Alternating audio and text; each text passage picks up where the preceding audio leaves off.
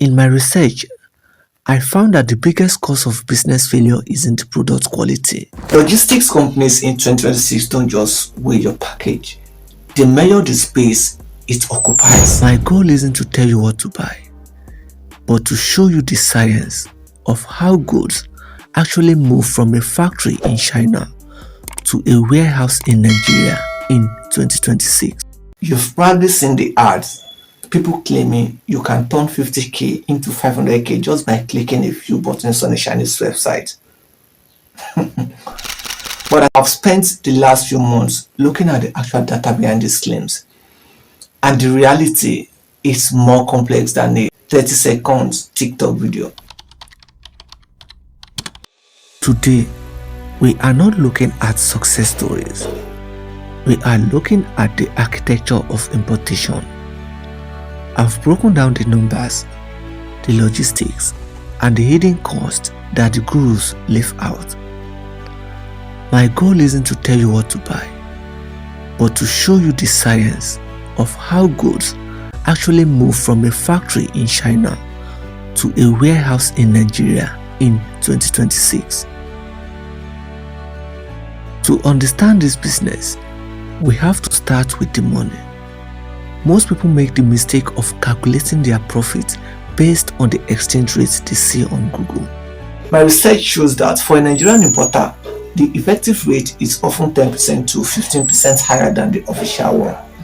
Why? Because you are not just buying currency, you are paying for a service. When you add the agent's procurement fee and the bank's transfer charges, your 100,000 naira capital has a much smaller buying power than you think. Understanding this currency gap is the first step in accurate business planning. Now, let's look at the physics. In my research, I found that the biggest cause of business failure isn't product quality. It is the volumetric weight. Logistics companies in 2026 don't just weigh your package, they measure the space it occupies. If your box is 50 centimeters long but only weighs 2 kg, you are going to be charged as if it weighs 10 kg. This is where the profit disappears. If you don't know the dimensions of your product before it ships, you are essentially signing a blank check for the airline. A researcher looks at the volume, a gambler only looks at the weight. The most important metric in my research is the landed cost. This is the total price of getting one single unit to your doorstep. If you buy an item for 2,000 naira, but it costs 4,000 naira to ship and 500 naira to clear, your landed cost is 6,500 naira. If the market price is 8,000 naira, you are left with 1,500 naira margin. But wait, have you factored in marketing, local delivery? The researcher's job is to see this invisible cost before they become real losses.